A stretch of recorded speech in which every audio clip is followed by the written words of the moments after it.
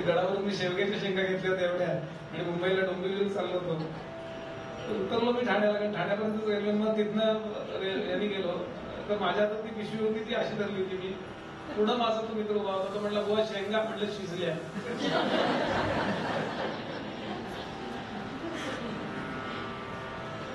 असं वाटतंय वनात जावं. आणि दुसरं असं वाटतंय की नुसतं वनात फिरायला जाऊ नये. पूर्वी मी जेव्हा तुमच्याबरोबर आले त्यावेळेला मी तापसी होते, तुम्ही वनवासी असल्यामुळे मी तुमची पत्नी होते. मी माझ्याजवळ साहित्य काही नव्हतं त्यावेळेला. तिथल्या वनवासी स्त्रियांची, वनवासी त्या ऋषीमुनींची राहणीमानाची मी पद्धती पाहिली आणि मला इतकं वाईट वाटलं. किती साध्या परिस्थितीत राहतात. कॉन्सन्ट्रेशन जे आहे, एकाग्रता आहे ती जपामध्ये, तपामध्ये आहे. टेबल कसं, खुर्ची कशी, डेरा कसा आणि माठ कसा, फ्रीज कसा, डबल डोअर का single door, fully automatic machine, याच्याकडे लक्ष नाही हो. मॅक्सिमम वेळ ध्यानात, उपासनेत. पण त्यामुळे इतकी गैरसोय होते. साध्या दोऱ्या नाहीत त्यांच्याकडे. मुंजीच्या याच्यापासून त्या दोऱ्या बनवल्या कशा तरी तुटक्या बिटक्या. तेव्हा मला इच्छा आहे की मी ठरवलंय आमच्याकडे एक चांगलं टेबल घेऊया, साधाच पदार्थ आहे, आमच्याकडे माठ देऊया. सगळ्यांना पाण्याची पंचायत आहे. तेव्हा माझी इच्छा आहे की अशा शेकडो वस्तू घ्याव्यात आणि त्या सगळ्या तापसी जीवनांना, त्या लोकांना अर्पण कराव्या. काय डोहाळे सुद्धा बघा ना, रामाला खूप बरं वाटतंय. आणि बोलता बोलता जानकी देवी त्या मंचकावरती बसल्या आणि अशा लोडाला टेकून बसलेल्या, बोलता बोलताच झोप लागली त्यांना. श्रोत्याला कशी ऐकता ऐकता झोप लागली.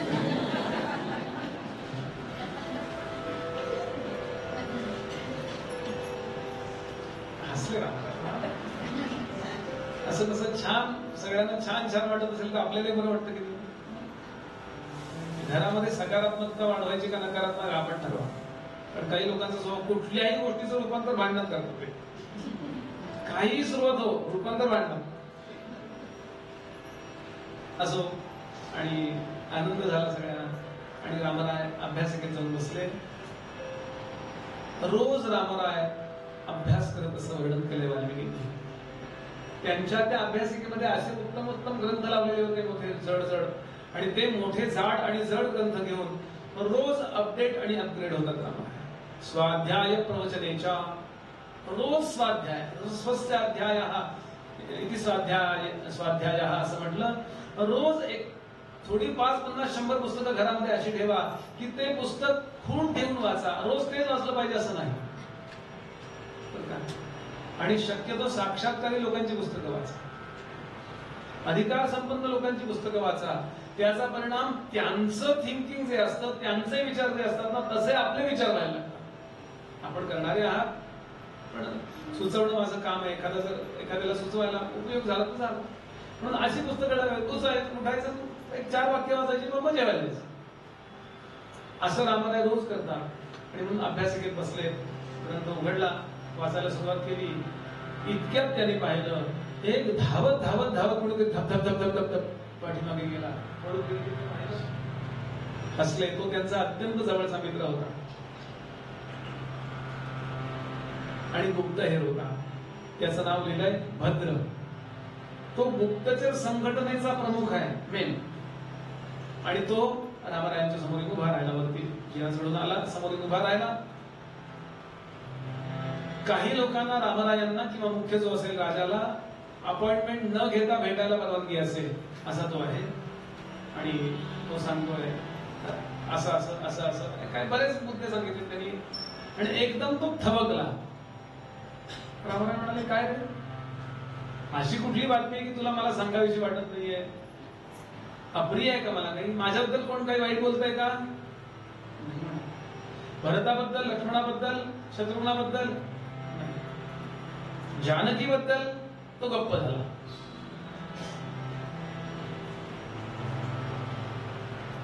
बोल, निर्भयपणानं तुला अभय दिलाय, कठीण तू काय असेल ते कथन कर. आणि तो सांगतो, लक्षात घ्या, इथे एक महत्वाचा मुद्दा आहे की रामरायांची पत्नी असण्याबद्दल लोकांचं काहीच मत नाहीये. जानकीने रामरायांची पत्नी नसावा असं मुळीच वाटत नाहीये. सिंहासनावर तिने बसावं की नाही मुद्दा आहे. पण प्रत्येकाला मत आहे आणि ते तो स्पष्टपणाने इतकं व्यवस्थित बोलू शकत असे की त्याचा परिणाम राजाला ऐकावं लागत असे. रामकालीन किंवा रामायणकालीन शासन व्यवस्था नावाचा एक स्वतंत्र भागच आमच्या पांडुरंग शास्त्री आठवलेंनी एकदा समजावून सांगितला की त्या काळात हुकुमशाही म्हणायला होती, प्रत्यक्षात लोकशाही होती. म्हणायला हुकुमशाही राजा वगैरे आहे, पण प्रत्येकाला मत विचारलं जात असे. इतकंच नाही, प्रत्येकाच्या मताचा एका मताचाही आदर केला जातो. एका मताचा आदर करून रामराय वनात निघून गेले की नाही? एका मताचा आदर करून. इतकंच नाही, रामरायांना त्या सिंहासनावर बसवण्यापूर्वी दशरथांनी सामंतांना बोलवलं. म्हणजे प्रत्येक ज्ञातीतल्या, प्रत्येक व्यवसायातल्या एक एक प्रतिनिधीला बोलवलंय. 8 मंत्री आहेत, 8 अमात्य आहेत, अनेक प्रजाजन आहेत, अनेक पौरजन आहेत. आणि दशरथांनी मुद्दा मांडला की अशाची माझी इच्छा आहे की मी आता निवृत्त व्हावं आणि माझ्या मुलाकडे, योग्य अशा मुलाकडे हा राज्यकारभार सोपवावा अशी माझी इच्छा आहे. तेव्हा आपण सांगाल ते मी करायला तयार आहे. माझ्या इच्छेने आपल्या अयोध्येच्या राजपरंपरेत थोरल्याला राज्याभिषेक असल्याने रामरायांना राज्याभिषेक करूया का, असं म्हटल्याबरोबर सगळे उभे राहिले आणि सगळ्यांनी टाळ्या वाजवायला सुरुवात केली. जर रामरायांना बसवायचं असतं तर कुणाला विचारायची गरज आहे? विचारलं का सांगा बरं यांनी अध्यक्ष करताना?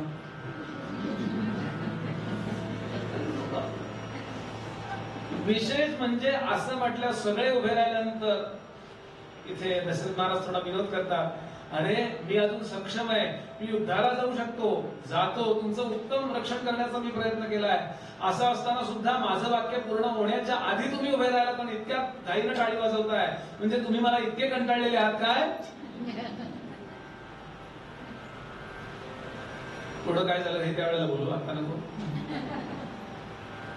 सांगण्याचा हेतू असा की प्रत्येकाला मत आहे. हा भद्र सांगतो, महाराज काही असो, रावण वाईट होता हे माहीत असताना सुद्धा अशा दुष्ट रावणाजवळ 1 वर्षभर राहिलेली जानकी अयोध्येच्या राजसिंहासनावर बसतेच कशी,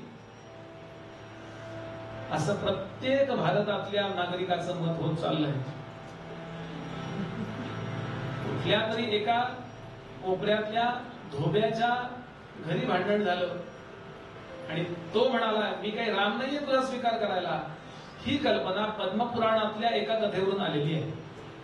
मूळ वाल्मिकी रामायण असं सांगतं की प्रत्येक घरात चर्चा होते रावणवर. सेतुबंधन, तो हे आणलेला असेल, द्रोणागिरी पर्वत आणला, परत गेला, मारुतीरायांचं वर्णन, रामरायांना मिळालेले लोक, विभीषण, सुग्रीव, सगळ्या ठिकाणी Ramray hero hero hero hero hero होतात. आणि एका ठिकाणी पण रामरायांनी दुसरं लग्न करायला पाहिजे बा. पण इतकं सगळं असताना हे असं कशाला, असं प्रत्येकाला वाटतंय. बरं त्याचा स्वार्थ काहीच नाहीये. शुचितेची, स्वच्छतेची कल्पना इतक्या पराकोटीची आहे त्यावेळेला की फार स्वच्छ एखादं वस्त्र असेल त्याच्यावर एवढासा काळा डाग सुद्धा दिसतो. आज एखाद्याला ही गोष्ट का विशेष वाटते, कारण काळ्या वस्त्रावरती काळं पडलं काय नाही का माणसं मुद्दाम चॉकलेटची कार घेतात रोज पुसायला नको.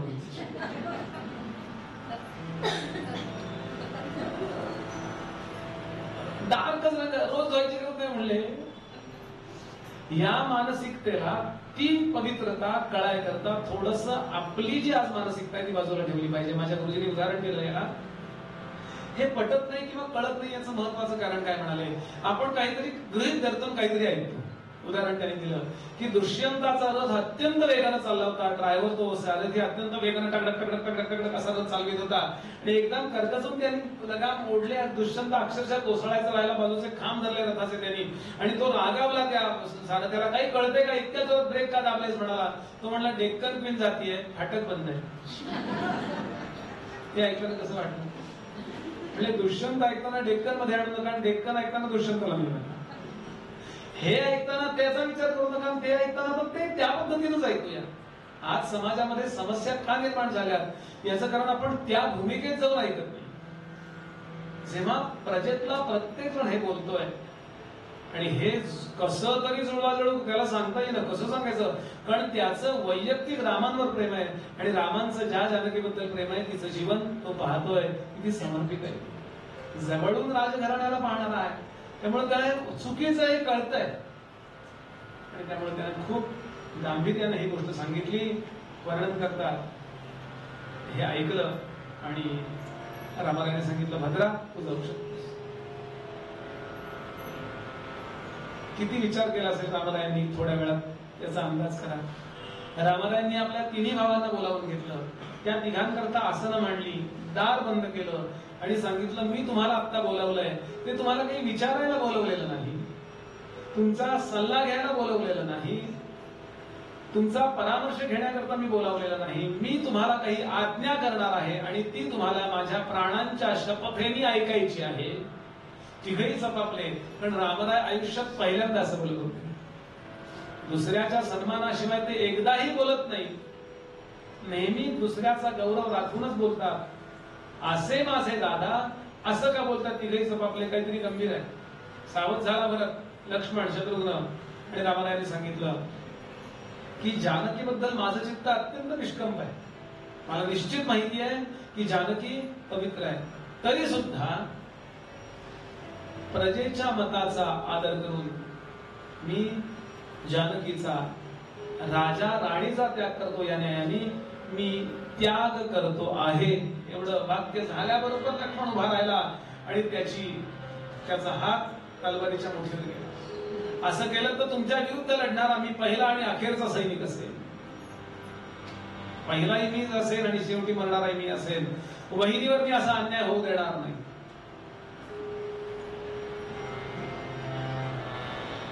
रामारायाने सांगितलं, माझ्या प्राणांच्या शपथेचं काय?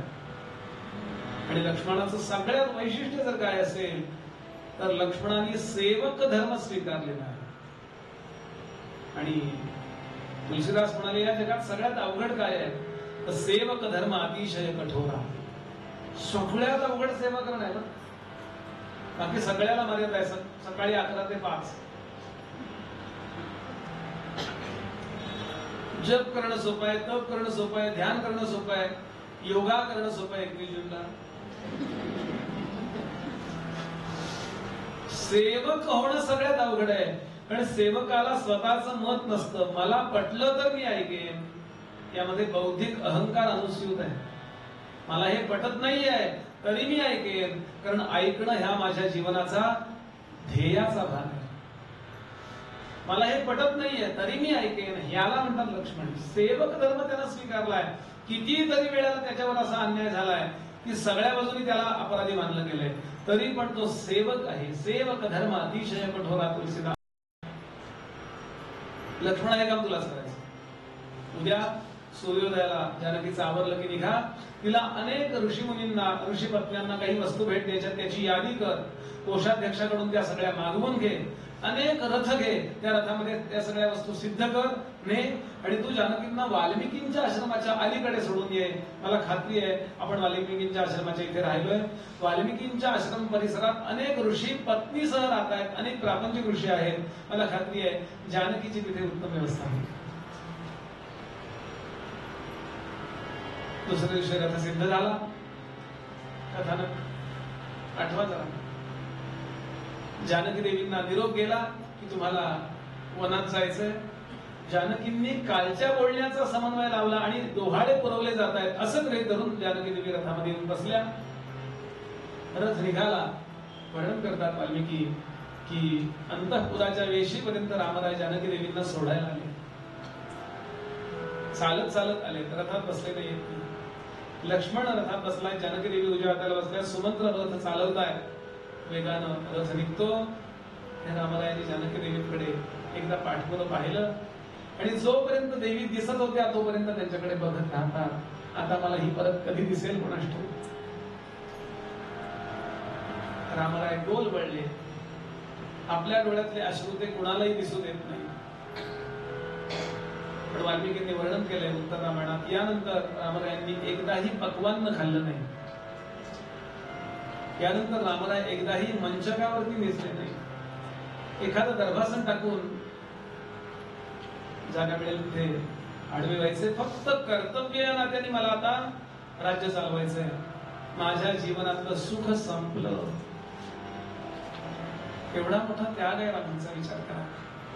पटकन माणूस रामांबद्दल एखादं वाक्य बोलून जातो. मला 1000 वेळा वाटतं त्यावेळेला आपणच म्हणजे जनतेनेच रामांना नावं ठेवली, जानकीला का तिथे जवळ ठेवलं आणि जानकीला जायला सांगितल्यानंतर स्वतःवर पूर्ण अन्याय केलेल्या रामरायांना आपणच आज नावं ठेवतो. त्यांनी कसं वागायचं सांगा. आणि हे ओळखण्या इतकी जानकी परिपक्व आहे.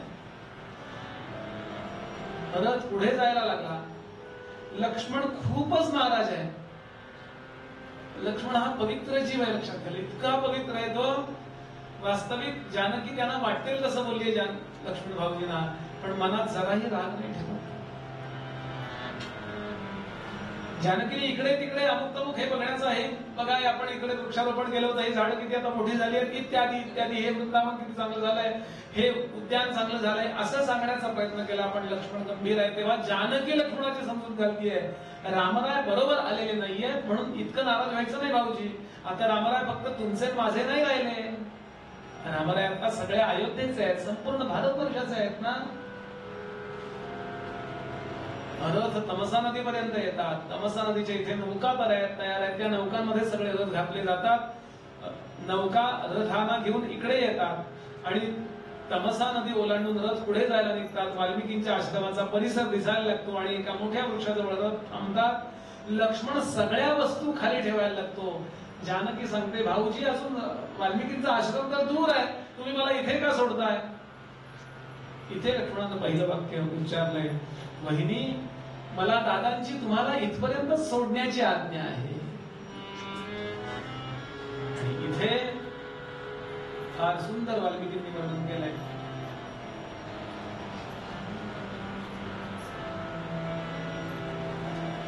जानकी सांगते, भाऊजी मामिकेयम तनूर्नूनम सृष्टा दुःखाय लक्ष्मण धात्रा यस्यास्तथा मेद्य दुःखमूर्ती प्रदर्शते. या जगामध्ये काही काही माणसं फक्त दुःख भोगायला जन्माला येतात. वक्तव्यश्चैव नृपतीर धर्मेण सुसमाहितः यथा भ्रातृषु वर्तेथास तथा पौरेषु नित्यदा. जानकीने जराही त्रागा केला नाही. 2 वेळा रामरायांनी जानकीचा त्याग केलाय. एकदा लंकेत आणि दुसऱ्यांदा अयोध्येत. लंकेत जेव्हा जानकीचा त्याग झाला त्यावेळेला तिने त्रागा केलाय. माझ्या मनात सुद्धा दुसरं काही आलेलं नसताना आपण माझा त्याग करता आहात. आता सरळ मला मृत्यूला कवटाळावं लागतंय. भाऊजी माझ्याकरता चितारचा. लक्ष्मणाकडून त्या लंकेला चिता रचवण्यात आली.